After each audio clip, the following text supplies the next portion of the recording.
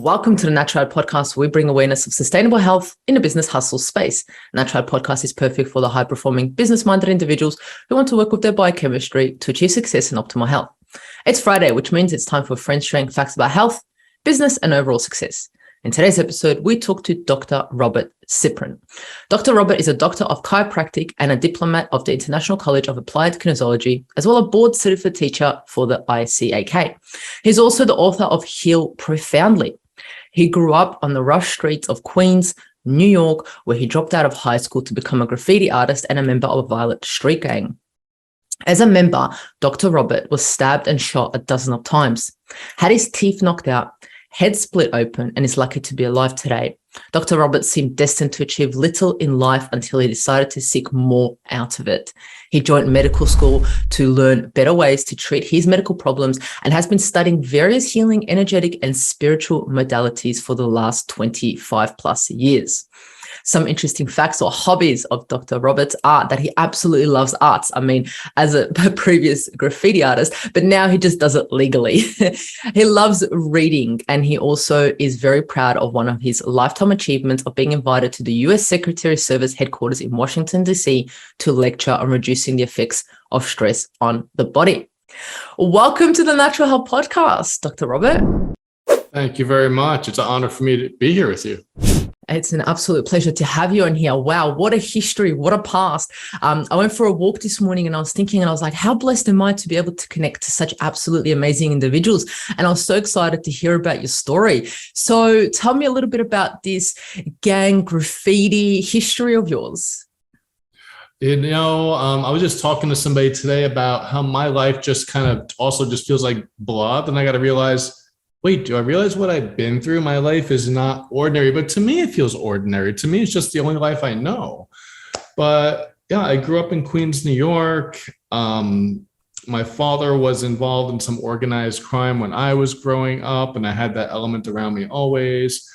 When I got to about junior high school, I got involved with people who were just in my neighborhood, who I grew up as normal friends from younger ages, who got into crimes and vandalism and drug dealing and violence and all this stuff. And it's just the way that it was back then. And also back then in New York City in the 1980s and 90s, graffiti was a big thing. And I got very much into that. I really got into the creative and art side of that, but there's a lot of danger to that also. It's really the only art form that was so popular that people would go risk their lives for on a regular basis just to go and do it. Yeah, it's crazy to risk your life for art, but I mean, it's absolutely beautiful, isn't it? And your history is just, it's breathtaking for you to be like, you know what, it's just normal to me. But for someone else to hear it, it's like, wow, okay, so you had your teeth punched in, your head split open, and now you're helping people heal. Yeah, I was always very sensitive. Even as a young child, I was very intuitive. I had a lot of spiritual experience as a child, out-of-body experiences, travels into different realms. And I never realized until I got older and reflected on these things that, wow, that's really weird stuff. That's really uncommon. And I got pretty much pushed out of the life that I had in Queens, New York, with all this violence and gang stuff. I got pushed out of it pretty much by universe, by the spirit, pushing me to become a doctor. So I said, okay, I'm going to become like a sports medicine doctor. I'll work on football players or something. That's kind of a macho, testosterone-driven thing, I think, for myself. So I left New York for Los Angeles to go to school. And as soon as I started the chiropractic medical school, I got severely ill. And the universe really drove me to find whatever would help me, because the standard medicine wouldn't help me. So I had to really search. And that's how I got into more of the holistic medicine and eventually the energetics and spiritualism and shamanism. It was to help what I was presented with as a gift, which was my different illnesses I had. Yeah.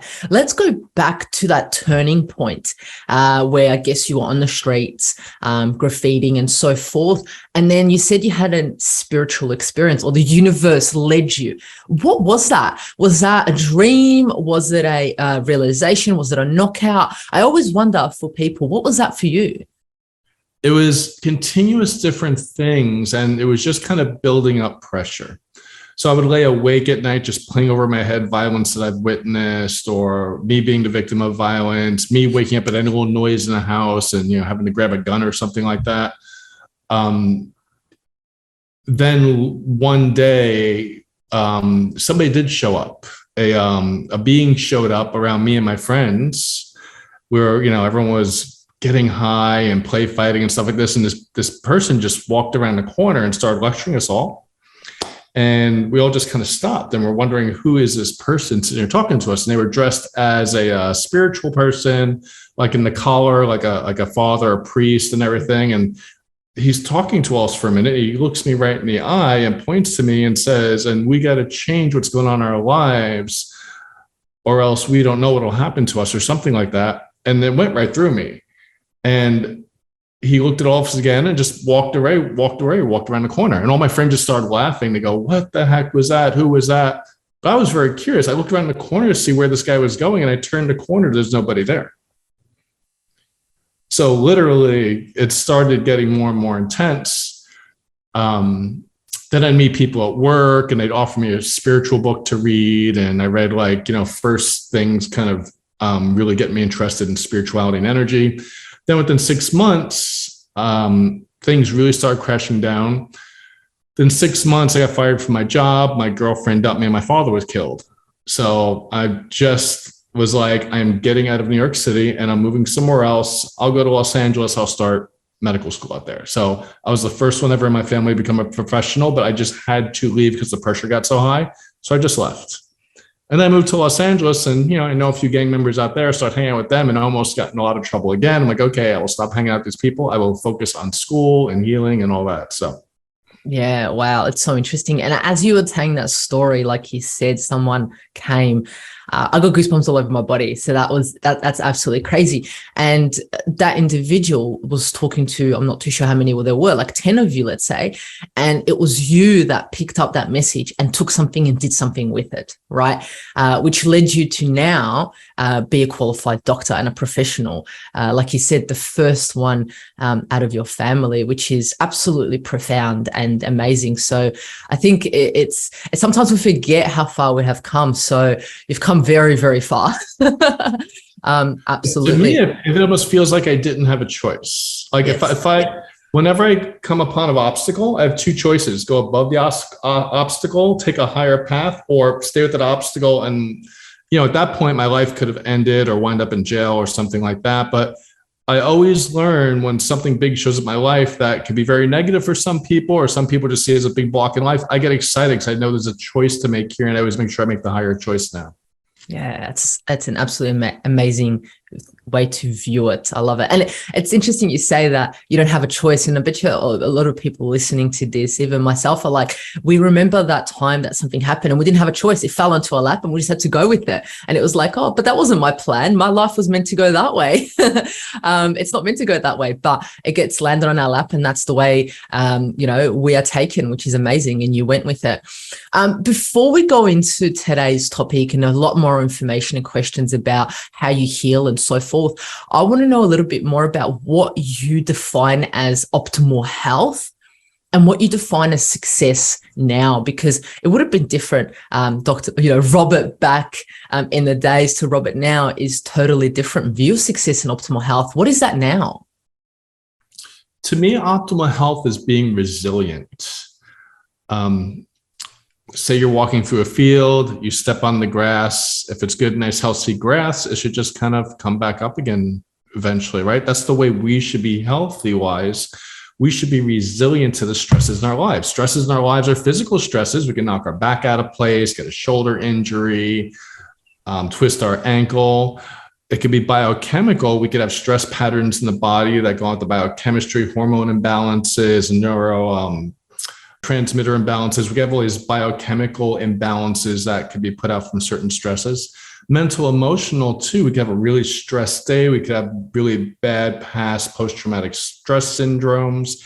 and also energetics. Like right now, I'm around all this lights, computers, and everything. But when I walk away from this, my body should rebound back to normal because I'm exposed to those electromagnetics. So to me, optimal health is being resilient for your body to be able to go back to its what we call homeostasis, or natural acting center point when you're under these stresses. Now, the problem is when you're under these stresses and your body can't go back, that's when you run into trouble. I love that definition, and it's so true. I always say our body is made to bounce back. Our body knows what to do. Let it do its thing, you know. And how do you define success? What does success look like in your life now? Success for me is to use your God-given gifts, to use your talents, those things that you know you're better at than anyone else that just come naturally to you, and to use them in a way to help people and help the world, but also to have enough time for yourself to also live your own life and to have your own growth. To me, that's success. Success is a balance in life. It's not always about the money and the full bank account and the car and the boat and the house.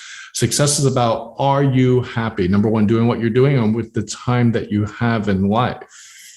Yeah, I love that. Absolutely love that. Doing things that make you happy, making memories with your friends, family, and loved ones around you is absolutely key. And a lot of us forget to do that because we're so, especially healers and doctors and so forth, we're so to help others and we're so entrenched into that sometimes we forget, hey, we should go for a walk on the beach by ourselves to re-energize, right?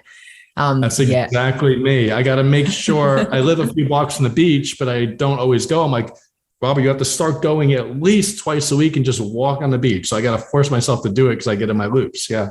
Yeah, 100%, especially the grounding. You know all about that. So I hope after this podcast, you're going to go to the beach for a little bit of a walk, hey? It'll be nighttime, but that would still be nice. Yeah. Yeah, definitely. All right, awesome. Well, let's talk about today's topic, from gang member to doctor, how limiting beliefs hold you back. Such an interesting topic. Give us the 101 on limiting beliefs. What are they? We hear them everywhere. We hear them on podcasts. We read them on blogs, on social media. But what are limiting beliefs? Limiting beliefs are just feeling that you can't do that for some reason. Or that, oh, I've tried that, I failed. Anything's possible. Anything is possible for anybody. I don't care if you're man, woman, you're white, you're minority, you're young, you're old, you're smart, you have some mental deficiencies. Anything is possible if a person's mind is just focused at that. This not only controls your whole body, this controls everything you attract in life. Now, you may not be able to do the things that you want to do the same way as others, but everyone's an individual anyway, so you might be doing it in different ways than others. When I realized I wanted to be a doctor, I'm actually not that smart. Like for me to be like a surgeon or get into these other types of highly educated kind of medical type things, I could never do that. But I'm very, very conceptual. I'm very intuitive. So that's why I became more of a natural doctor, working with chiropractic and stuff like that. I could just look sometimes at someone's vitals and kind of read into it more what's going on just by connecting people with that. So for me, I got into something that was a little bit more right brain for me, for being a doctor and helping people. And my mind, it didn't know it could do this, but I had a few things in my early life that showed me, oh, this is possible. So I had a few gifts. Number one was one of my friends who was just like this bartender guy. And he's like, hey, I'm going to be leaving in a few months. I'm like, where are you going? Oh, I'm moving to Texas. I'm going to chiropractic medical school. I'm like, you're doing what? Like, I didn't know any of my friends could be a doctor. How could you be a doctor? You know what I mean? It's like, it wasn't within my realm of possibility. Since he was going to do it, I realized I could do it, you know? So he opened my awareness to that's possible. And I never knew how that was going to happen. I didn't have anyone else in my family that was a professional, but I just set my mind to it and things just kept coming into place. And I kept figuring out things step by step of how to do it. Yeah. And I like how you started that anything is possible. And we are the ones that limit our beliefs. But my question is how do they develop? Is it, a lot of people say, it develops in childhood. Some people say it develops because of your genetics. How do these limiting beliefs come upon us? Yes, you're right. It happens in life as the stuff that we pick up through life. It happens from our programming in school and from TV and society and friends and family. It also happens genetic wise. We, through several generations, through our DNA, we have certain programs that play in our subconscious and help guide us of this is the way it is. So it's up to us to really figure out, what do we feel is holding us back? And to really take list of those things, take inventory, and start working on those and breaking through those and feeling comfortable that that is not a block in my life anymore. Mm-hmm. So would we be able to have the same limiting beliefs as our parents? Yes, but we also get our own because of our experiences in school and growing up and the generation we're in. And, now we have different things with social media and different TV and all that stuff. Where back then for our parents, it was like TV and radio. So every generation comes upon new programming in their life. We are a supercomputer. We're programmed by everything. You just walk down the street, you see an ad on something, it programs you. And they know that. They use all this subliminal program to get us to feel insecure, to buy something, to get to do something. So they make us react by actually giving us insecurity so that we feel we need something we really might not need. So you're saying that social media, TV, radio gives us insecurities so they can be the hero and provide us with a product or service to solve that. Yeah. Or, a lot of people take it a step further and say, all these things are created to control us. That's an interesting one. To shrink down our mind so that we're not too expansive, so we're not too creative, so that we don't get, so empowered where we don't need the powers that be anymore. And that's a threat to the powers that be. So what would happen if we were so creative and if we were so didn't have these insecurities and limiting beliefs? What would happen to us? Well, people wouldn't be, looking to bigger structures like government and stuff like that to take care of them.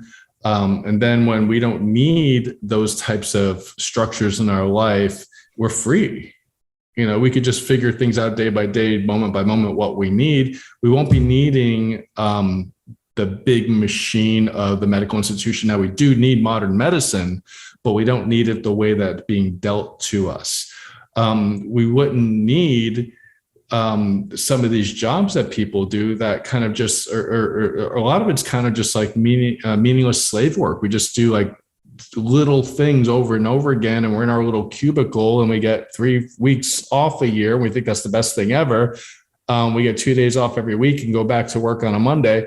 And that is really just controlling people. Meanwhile, people could be using their gifts and talents to help people in the world and help everybody grow. And then we'd have more freedom and joy in our life too. And that's dangerous because there's no way to control people that have that freedom in their life. Yes, 100%. And I guess Getting that's very philosophical here, but No, I love it. I love it. And I'm sure the audience will love it too. And I was saying that's why a lot of people, I know a lot of people here throughout everything that's happened in the last few years, they've switched off the TV, they've switched off the radio, and they've decided, you know what, I'm going to go on a certain platform and I'm going to type in what I want to listen to. I'm going to type in what I'm interested in. It's those people, you said you were right when you said that they have become more free and more have quit their jobs or got fired, but that was a good thing for them, and then moved on to something that they actually loved and wanted to do and teach people and help society.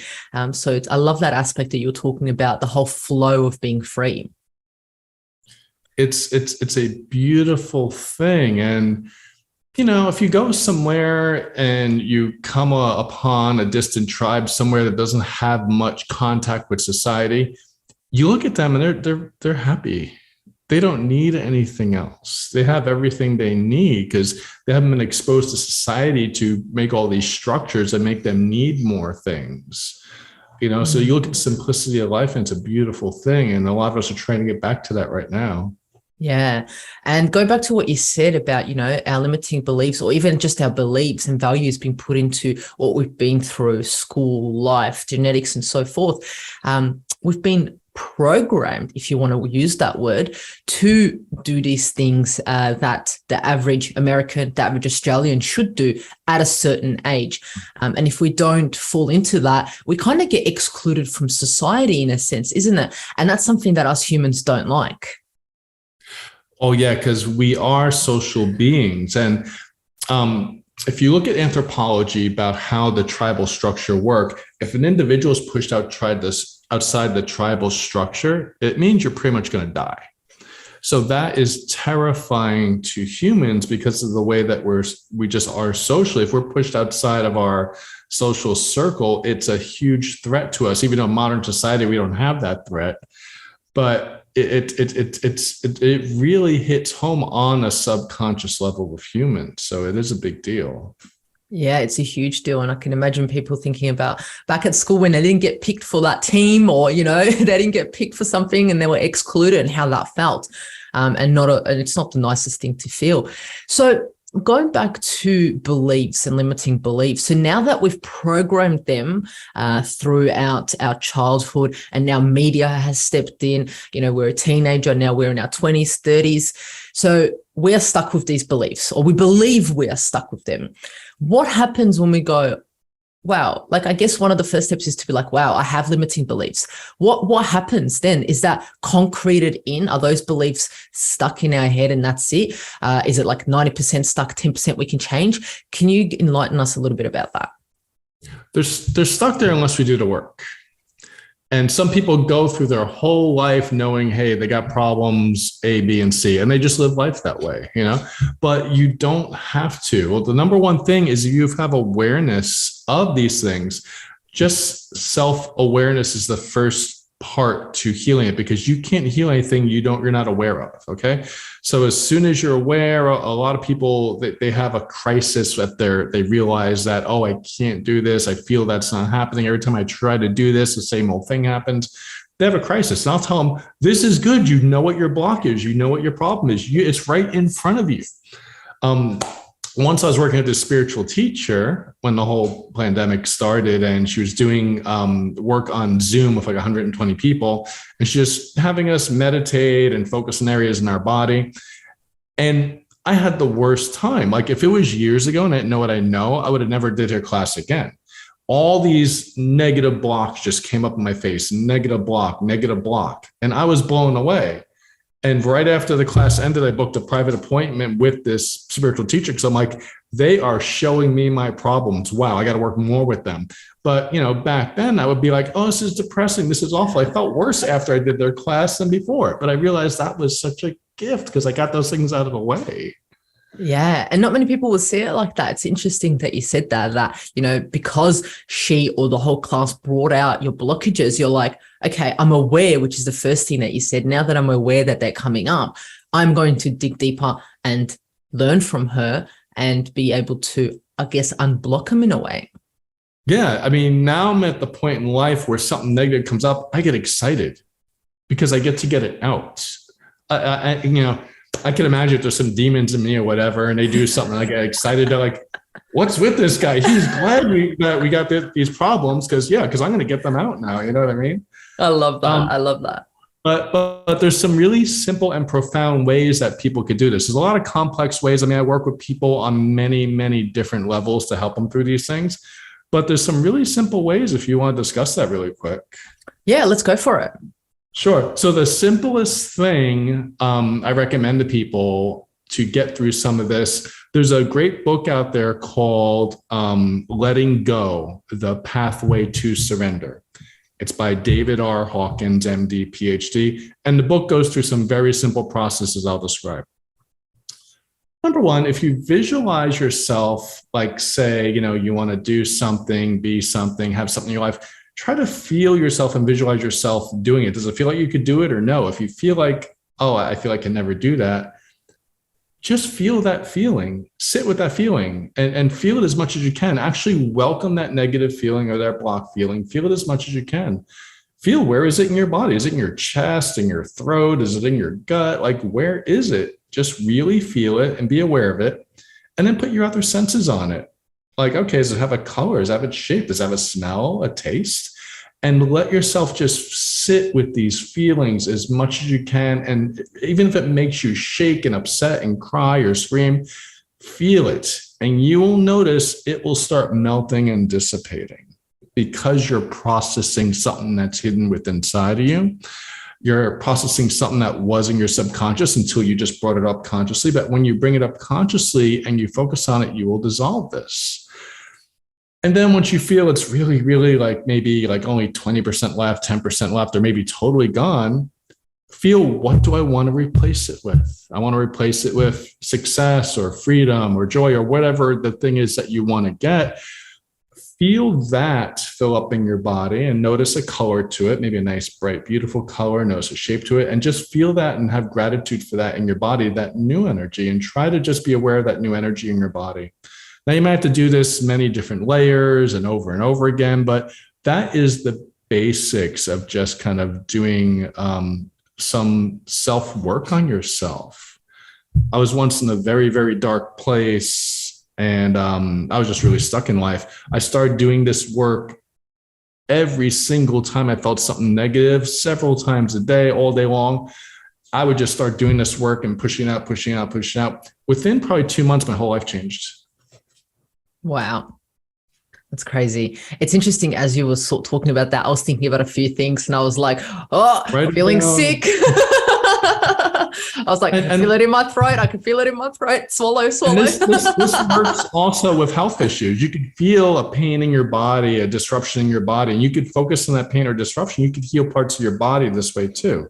So it's not only with, using the mind for goals you have in life, but it could be with your physical well-being also, or just, if someone has anxiety, depression, focus on that.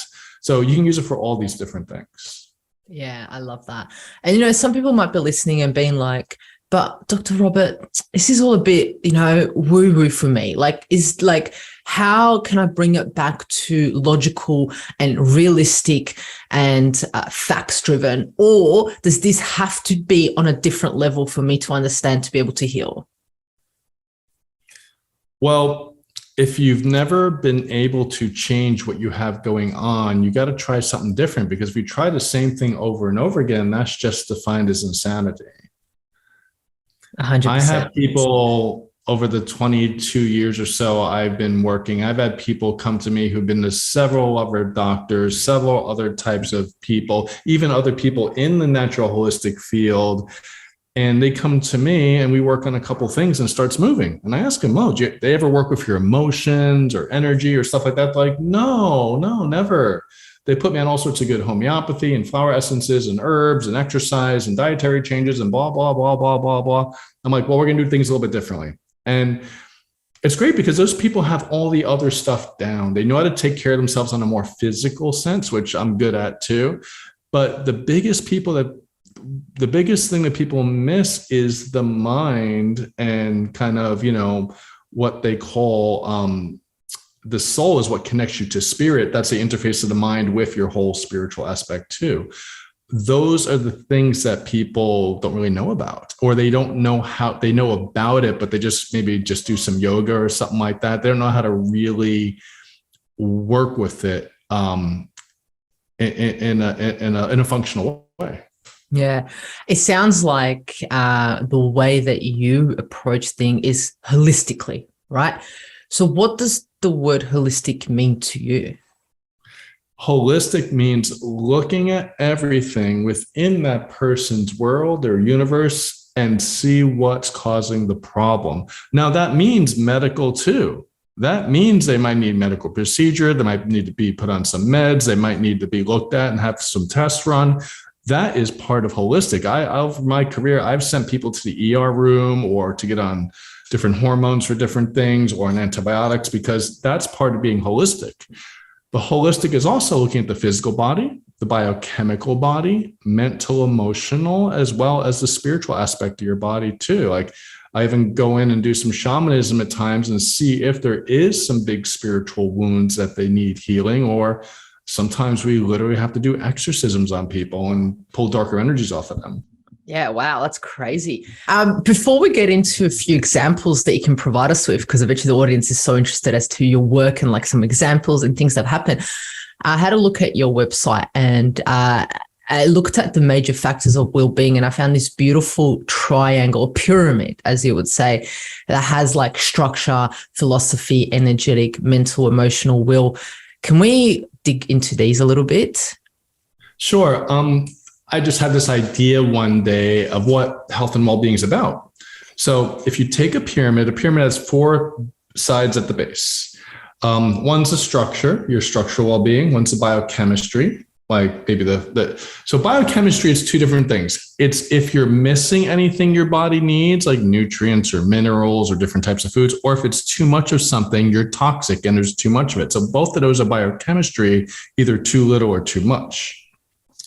There's also the mental emotional aspect, so the mind and the past emotions.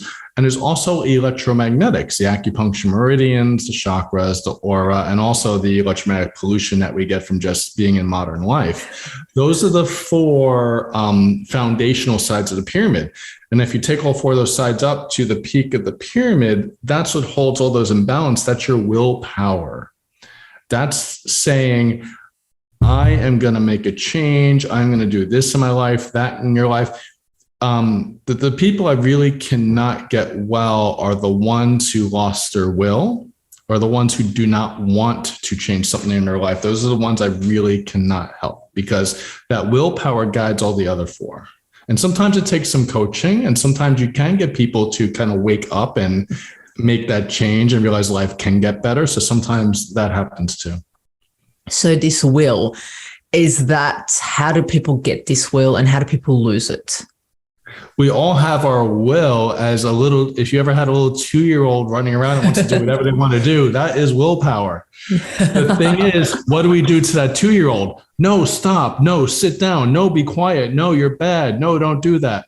We break down a 2-year-old willpower.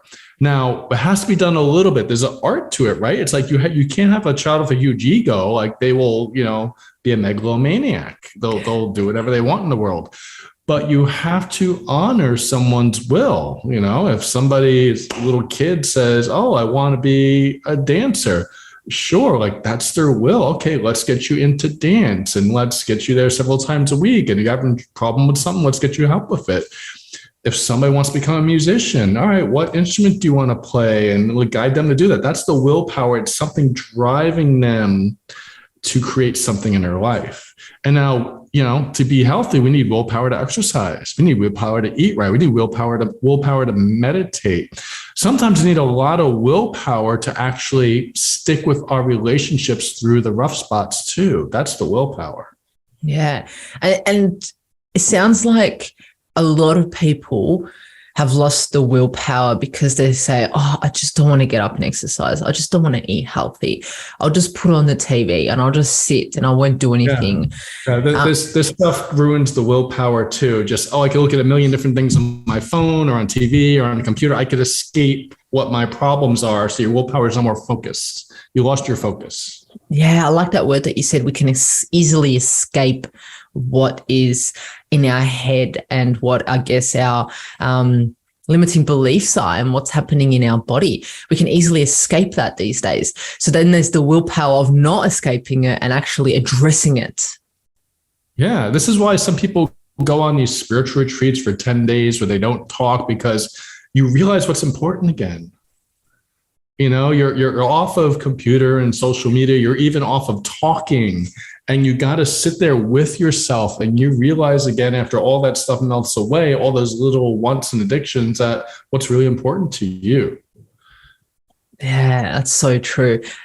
Yeah, sitting there for 10 days or however long is definitely going to wake up a few people and hopefully bring back. Or even if you just meditate at home 10 minutes a day too, if you do that daily, 10 minutes a day, that's huge. Because again, little by little, you're getting back to really who is this and what is this inside of me and what's my purpose? Yeah. So what do we actually need in life? Like you've mentioned a few things like back in if you go to those tribes who don't have much and then you realize what happiness is and simplicity and so forth.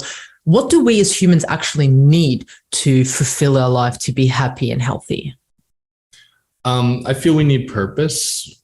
Really, I believe that each one of us is given a gift by the universe, the creator, God, whatever you want to call it.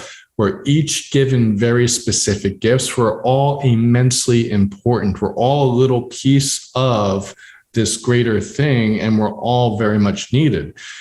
I feel that if you don't use that gift, those purposes, I feel you just kind of dwindle and you lose your power in life and you become unhappy and your life starts falling apart. I feel if you jump into that purpose, boom, amazing things happen. You're just happy, because you're fulfilling your role, and then everything else comes to join you with that, and everything comes into your life. And I don't care if you live in the center of a busy city somewhere. I don't care if you live out in the country somewhere. I don't care if you're part of a tribe that never really has had any in touch with civilization. We all have these gifts and purposes, no matter where we are. It's just our humanness.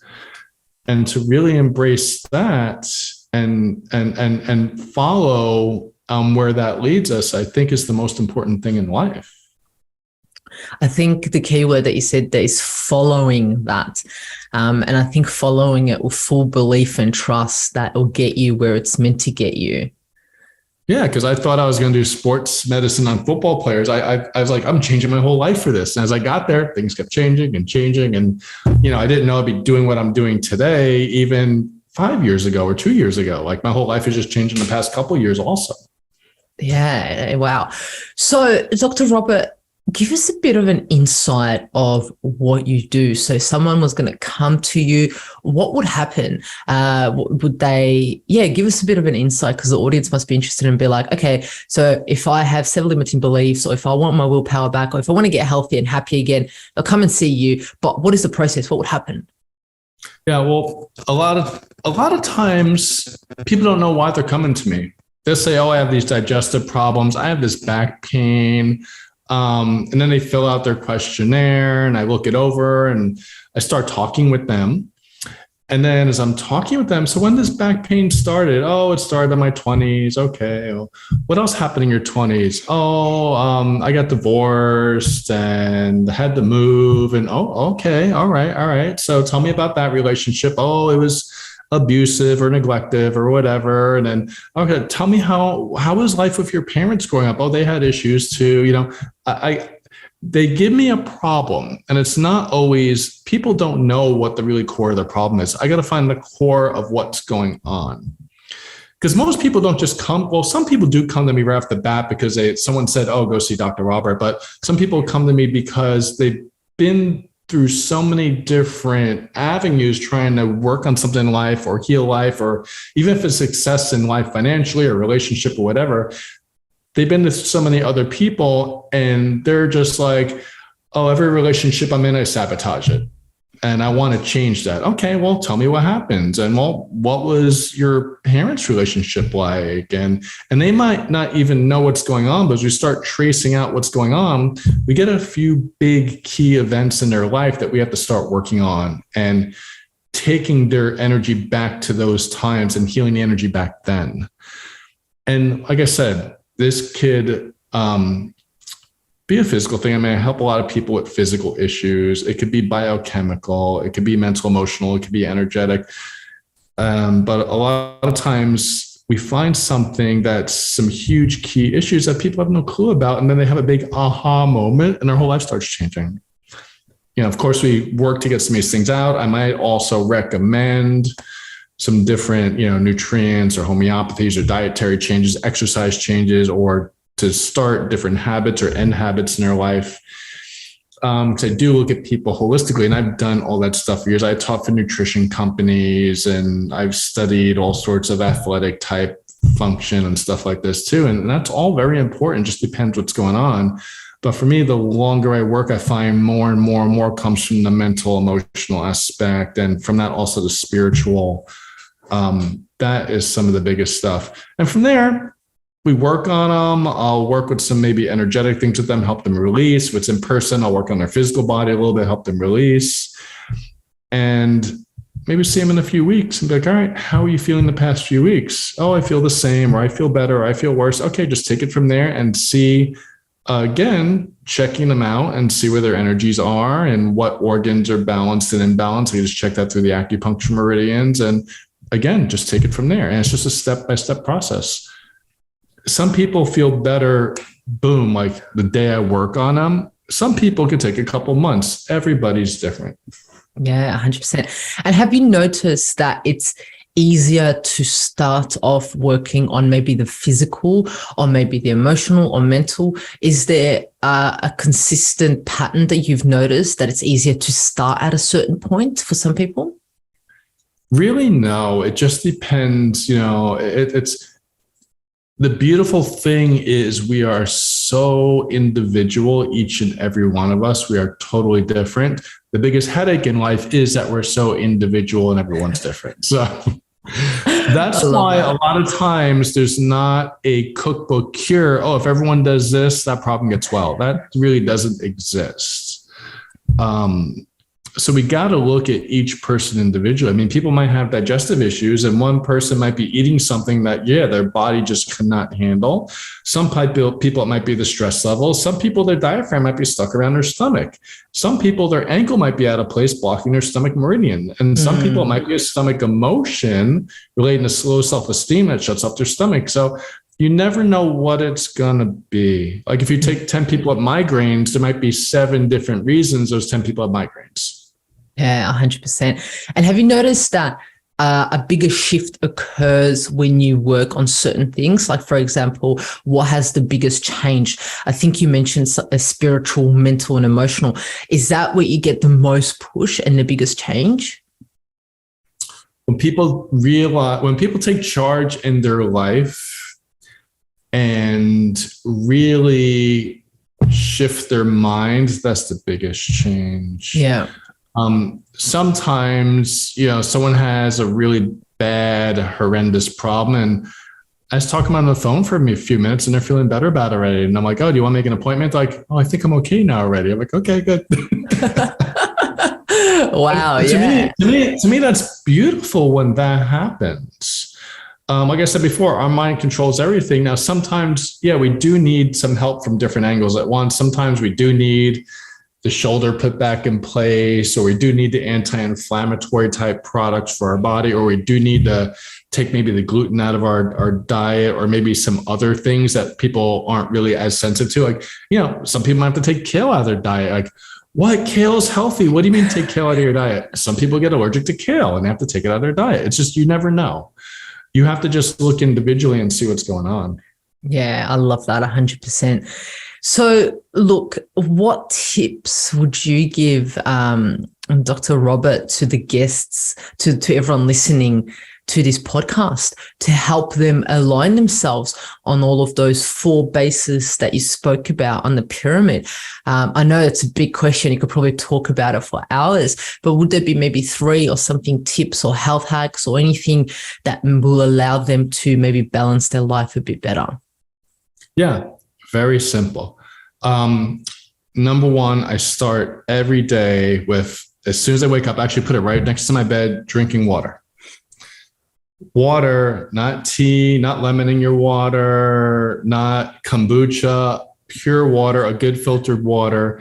Water is one of the most important things we could put into our body, and some people don't even do that. So, and drinking water on an empty stomach. If you drink a lot of water for your food, you dilute your digestive function, so you can't digest. So drinking water on an empty stomach, most important first thing in the morning you wake up. That's when you're most hydrated. You're breathing all the water vapor out of your mouth all night long. So water, most important first thing in the morning, and drinking water throughout the day. Number 2 is movement. And movement, I mean natural movement. I mean walking. A lot of people don't even walk. I see people get in a car, drive to the gym, do all these crazy CrossFit workouts and run on a treadmill, get back in their car and drive home. They never walk.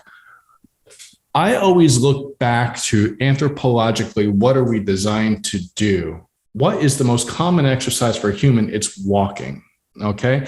We need to walk every single day. Walking is an amazing medicine. Even Hippocrates, the Greek father of medicine, said walking is a human's best medicine. So every single day I walk several miles. I'll have some water. I'll go for a walk. And just getting your body moving and without anything in your hands, so your arms could swing, your legs can move, your body can be free. It moves your circulation of your blood, also your lymphatics. Your lymphatics, the detoxification process for your body, also distributes your hormones through your body and actually get your acupuncture meridians going too. So it does everything for your body. Walking, number 2 most important thing. Number 3, eat whole, fresh foods. And if you're confused about what that means, again, put yourself 100,000 years ago as hunters and gatherers. What would you be eating? Would it be an organic paleo almond peanut butter bar thing? No, it would not be. Eat real food, even if it is like superfood, organic, whatever. If it's pretty much packaged, it's probably not good for you, So eating real whole foods, that's another very important thing. Sleep, make sure that when you sleep at night, you're in total almost darkness. And don't be sitting there with your phone in front of your face all night long, or have the TV on while you're in bed, or have the TV on while you're sleeping actually, or have lights on in your room while you're sleeping. Then your pineal gland, which controls all your hormones in your body and cleans out your digestion and also does so many other supernatural things to our body. If you have the lights on at night, it doesn't start working. It senses through your skin when there's daylight to know when to turn on and off. It only turns on when you're in darkness. Okay. So sleep with the lights. How many was that? Is that 4? That's 4. That's 4. We've been spoiled. We've given us 4. Okay. Number 5, meditation is the best medication. Literally, meditation could fix anything. Just meditating. If it's 10 minutes a day, that's it. Just meditation. And even you don't even have to sit. You could be walking and meditating. Once you learn how to do it, like once you've been sitting and you get that feeling, when you're in that space, you could do it walking, going for a jog. You could do it in the car while you're driving, sitting in traffic. Just keep your eyes open. But you can meditate. Meditating is just a state of being, and you can get yourself back in that state of being. And then you're aware, your nervous system calms down. You get into a parasympathetic rest and digest nervous system. So those are the 5 most important, just simple things people can do. And if everyone just did those, I'd be out of business and I'd go back to art. I love that. So it was drinking water first thing in the morning. It was going for a walk, doing the exercises of walking. It was meditation, it was sleep, and whole food. Those 5 things. It sounds so simple, but you got to start slowly, right? Start slowly and introduce them into your life, and you'll see a shift. Those 5 things are profound. If you start doing all those every single day, you will see things in your life just changing. You'll feel better. You'll look better. Like you'll have more of a glow to you. Everything will start changing. Yeah. The best anti-aging, follow those 5 things. Yeah. I love it. Well, look, Dr. Robert, we're kind of coming to the end of the podcast, and I really appreciated all of the information you've shared with us today about, our limiting beliefs, how we're able to overcome them, and the power of our will. I love it. So before we end, are you able to give us an insight of 1 or 2 of your natural health hacks that you may do every day? I mean, I guess one of them is probably drinking water and those things that you said, but is there anything else that's like changed your health and your success? What would be that 1 health hack of yours? The biggest thing I want to offer everybody, it's a bigger, kind of more generalistic concept, but kind of a little bit what we talked about, the emotional healing is feeling. Make sure you're feeling what's happening to us every day too. We talked about with work and family and relationship and like social media stuff and all that. All our energy and our focused attention is outside of us, so we don't know what's going on in here. Okay. If we would take a few minutes or just check in every once in a while during the day, like several times a day. How does our body feel? Can we feel our feet, our legs? Can we feel our heart? Do we feel our head? Do we feel ourselves breathing? Do we just feel ourselves? Do you feel your hands? Feeling back in your body will make you aware to so many things unbelievably. And it's also individualistic too for men and women, because we have different power poles energetically in the body. Woman's power pole is where her sexual organs come out of her body, is her breasts. If you would just focus and feel your breasts, I mean, just sit there and be aware of the feeling of them. If you ask most women, just sit there and ask them, do you feel any sensation in your breasts? They're like, no, I don't. We've been taught to cut that out. That's a bad thing. Don't look at that. And same thing with men with their genitalia. Can you feel that part of your body? Most men are like, no, I can't. If you would just put feeling back into those parts of your body and just be aware of them every day, it's going to bring a lot more power to you, happiness-wise, energy-wise, and awareness of what's going on in my body and in my life. It's going to also make you more intuitive, because this is where the intuition is. It's in here. So I say if you focus everything back in, that's one of the most profound things I could actually tell people. And you could figure out a lot more in life once you do that, just automatically.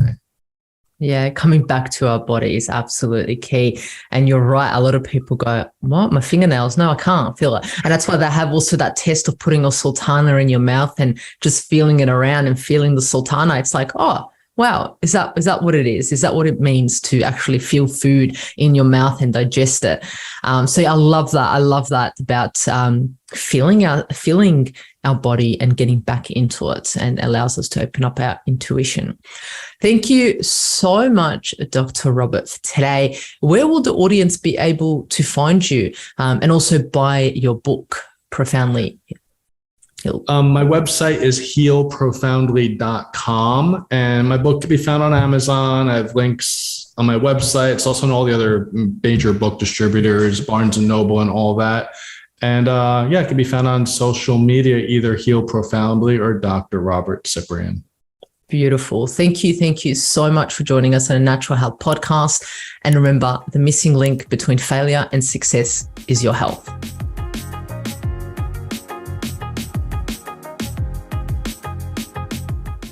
The content and information provided here is opinion of Mahela Raguse and is for information purposes only and does not constitute medical advice. It is not intended to provide medical advice or take the place of medical advice or any current treatment you're undertaking. Consult your own medical professionals for any medical issues that you may be having. This entire disclaimer also applies to any guests or contributors to the Natural Health podcast. It is advised that you consult your doctor or healthcare professional in relation to any health concerns you may be having. Mahela Raguse does not take responsibility for any health consequences which occur from a person listening, viewing, or reading this content. And in the circumstances shall the Natural Podcast, Mahela Raguse, any guests or contributors to the Natural Podcast, or any employees, associates, or affiliates of Mahela Raguse be responsible for damages arising from the information provided on the Natural Podcast.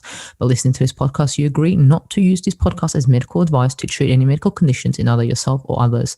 Please note, if you're taking prescription, do not stop your medication or start a new protocol, including but not limited to supplements, diet, lifestyle changes without consulting your doctor or healthcare professional. If you or any person has a medical concern, you should consult with your healthcare provider or seek other professional medical advice. Never disregard professional medical advice or delay in seeking it because of something that you have read or heard on the Natural Podcast or in any linked materials. If you think you may have a medical emergency, call your doctor or emergency services immediately. Neither Mahela Raguse nor the publisher of this content takes responsibility for the possible health consequences of any person or persons reading or listening or following the information in the educational content.